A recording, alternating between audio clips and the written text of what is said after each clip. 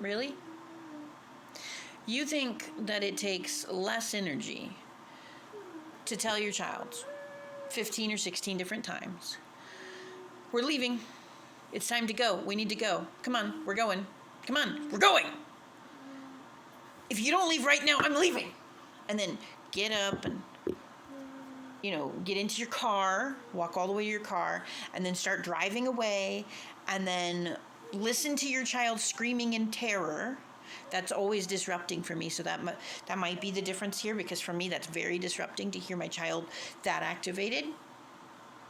And then so your child's screaming in terror and wailing, and then you end up having to raise your voice to be heard and screaming at them about how you told them that you were leaving, blah, blah, blah.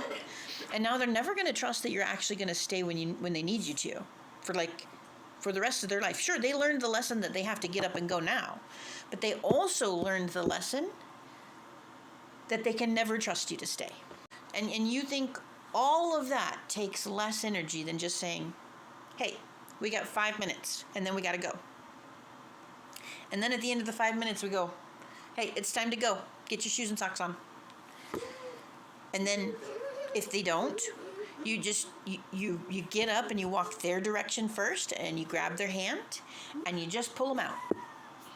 Not yanking, not like, wrenching your hand or anything. Just grab them and go. You think that takes more energy than the other thing, where you end up screaming at the top of your lungs at them how many times did I tell you this or whatever. Because I can tell you, as someone who's yelled at my ex-husband way more than I should have before leaving, that takes a whole lot of energy. After you're done yelling at somebody, you have none left to spare for anything.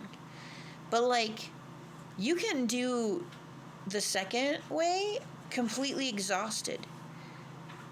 You can do the second way when you're falling asleep at your seat. You can just be 5 more minutes.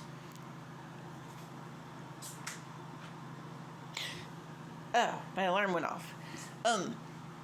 Yeah, it's time to go now. We gotta go. And then you just get up and, like I said, you just walk the extra 3 feet their direction first, grab their hand, and inexorably lead them away. We're not talking about yanking and wrenching and all of that. We're just talking about grab their hand and go. There are times when gentle parenting does take a lot of energy and a lot of patience.